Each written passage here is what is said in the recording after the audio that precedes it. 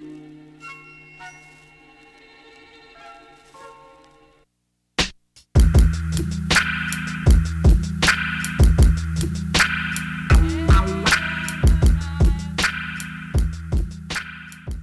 everybody to the Yap Exchange YouTube channel. I don't know if any of you have, for those of you that haven't seen us, we'll introduce ourselves. My name is Sharif Shiv. I'm a Salesforce MVP, CEO of Agile Cloud Consulting, and we have this podcast called Yap Exchange, and I think we've been inundated with requests for people to see our faces, right, Shiv? Or am I lying about that? Yeah. So we decided to bring this to the YouTube forum. So Shiv, why don't you tell the people a little bit about yourself? Absolutely. Thank you. So hello everybody and hello all YouTubers. My name is Shiv. I'm CEO of Daysworks, Salesforce MVP, and hopefully to be also known as world traveler soon.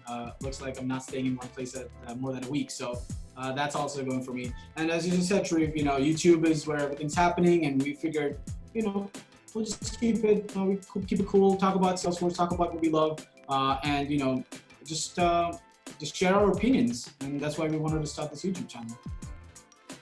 Yeah. So let's get into it, Shiv. So I think what we want to talk about today is, all the acquisitions that have been happening with Salesforce. So, there have been many acquisitions. I believe there has been 6 or 7 this year so far. Before this episode, I was looking at, I knew kind of like 3-4 acquisitions, but then I was just reading up on things, and it looks like there were like multiple acquisitions just this year, and it's pretty interesting, and we know some of them, and we thought we'll just talk about that as well. So yeah, there's a lot. I'm going to share my screen, and we can go over them as well. Okay. So if you look at this, I'm pretty sure everybody knows about the recent acquisitions that just recently happened, which is Click Software, Tableau, and probably even MuleSoft.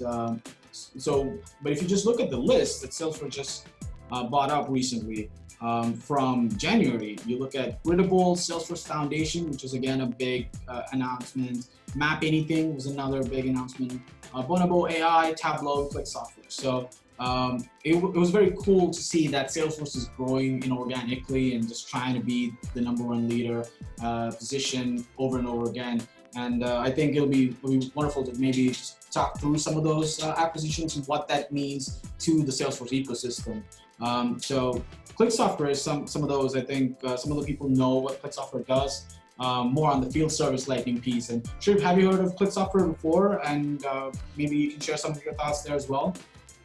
Yeah, so just looking at the list, I see kind of a lot of marketing, UI, a lot of field service lightning, which makes sense. I think those are good things to focus on. Click Software, is a big field service lightning, company. So I think this will really kind of supplement the solution that Salesforce has now. I think it's a good move to kind of solidify what they have there with field service lightning.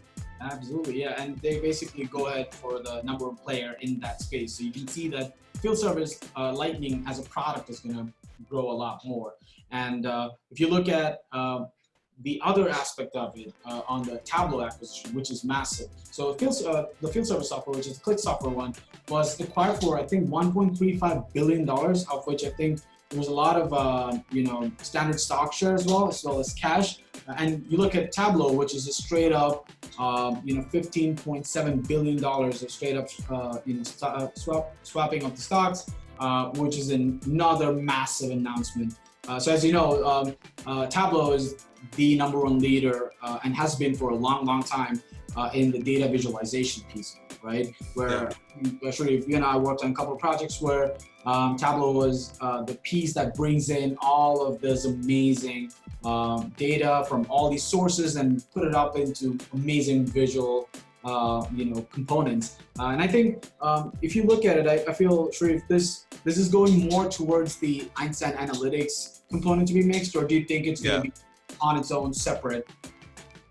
No, I mean, I think with all the different product acquisitions, usually, it's kind of a slow process, right? They start bringing these products kind of to meld them in slowly. But I think eventually, definitely, it'll be going into, Einstein Analytics, possibly even bringing some stuff directly onto the platform.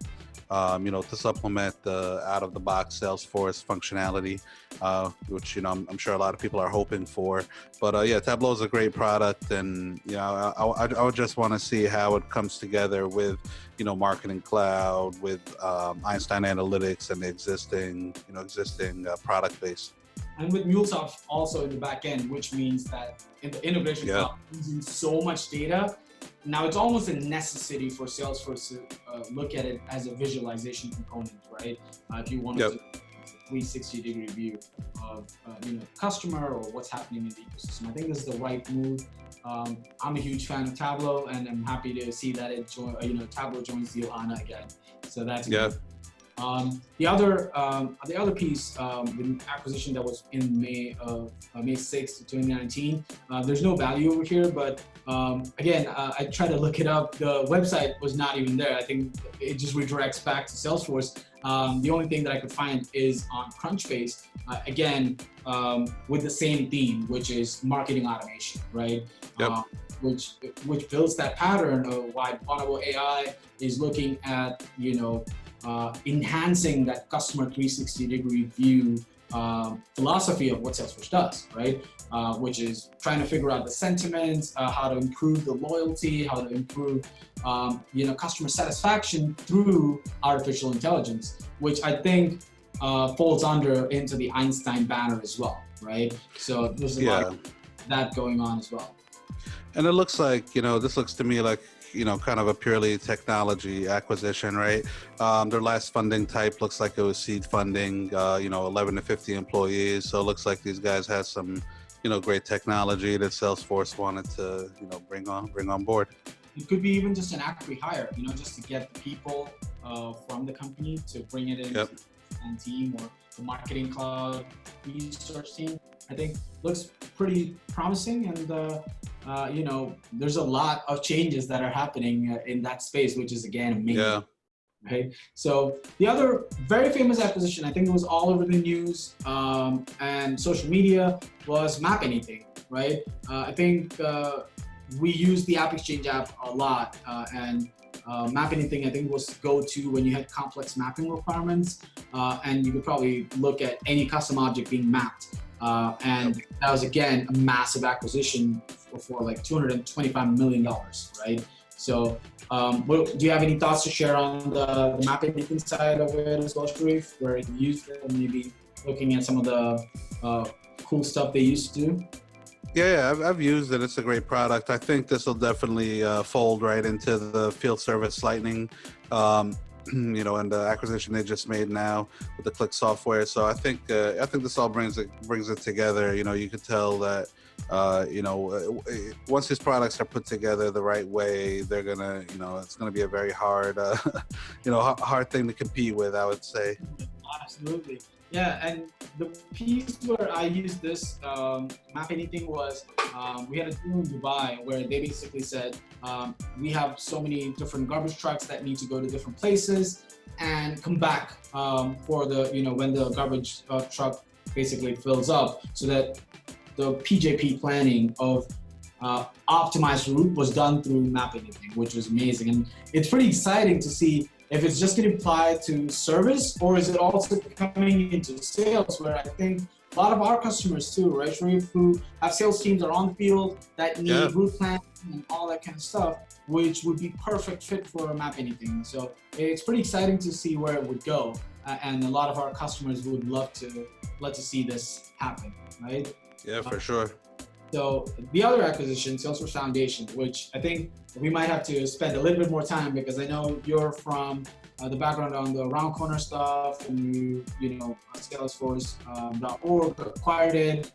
So could you share some thoughts on that, and what your first thoughts were when you heard Salesforce Foundation being acquired by Salesforce.com as well? Yeah, I mean, to me, this was a very interesting acquisition. I didn't, in the beginning, I couldn't really make any, too much sense of it. Just no, didn't understand, why that would happen. But now, thinking about it down the line, possibly just to kind of consolidate and, bring that, it's a great team at the Salesforce Foundation. So just bringing that team on board to .com and just folding them into just the overall, the overall Ohana there.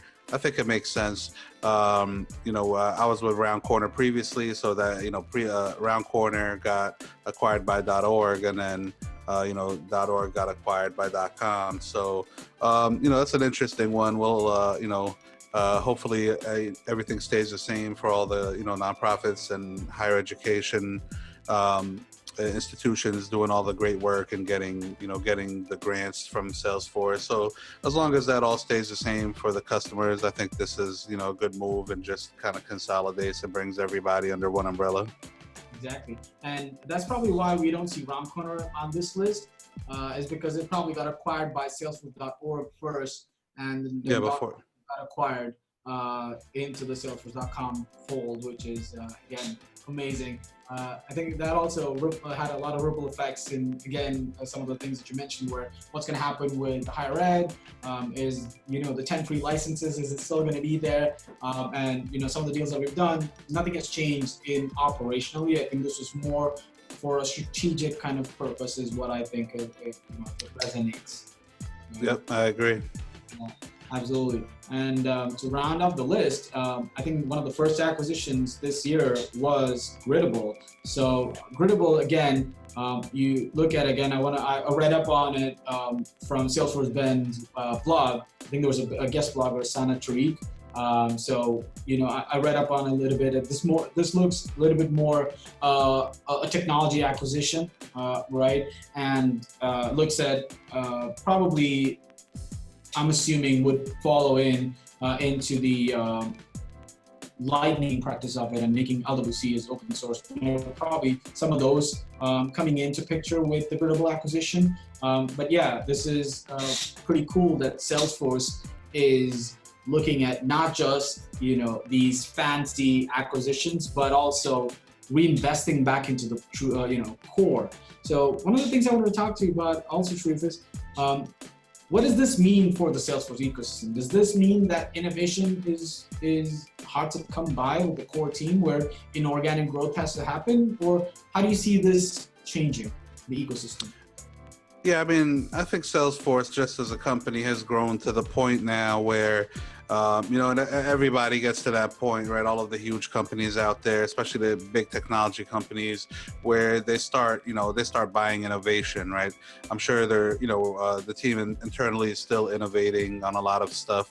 But I think just overall, right, Salesforce has gotten so far within the CRM market that they have to kind of buy innovation, and I think now it's kind of a crossroads is what you do with that, right? Because buying all of these companies is great, they all have great technology, but how do you integrate them together to kind of to make it one seamless system and get things to work together? So that's the hard part. I think they can keep buying they can keep buying great companies, but how do you kind of get everything to cohesively work together? Yeah, and looking at how Einstein or some of these massive acquisitions like Datarama that happened last year, right? Bringing all that in together with AI is the dream, right? I think that's what Salesforce is also trying to innovate. And as you know, apparently, which I didn't see in this list, was acquisitions of some blockchain companies, because Salesforce just rolled out the blockchain for admins and how blockchain could be done within Salesforce, which is very interesting. And it's very bold of Salesforce to tackle the bleeding edge of technology. So yeah, it's very interesting. And I think Dreamforce registrations are open and they're live, and last 1 week to submit some sessions. It's going to be amazing to see how all this comes together at Dreamforce, right? Yeah, I can't wait. So I'm sure we'll be seeing a lot of big banners and signs everywhere. So So I think that's what we wanted to talk about on the first episode. Just talk about how Salesforce is evolving, and we will start making more amazing content. And if you have any suggestions, put that down in the comments and subscribe. Sharif, thank you so much again for your time today. Thank you, Shiv. More guest appearances as well. Yeah. Yes.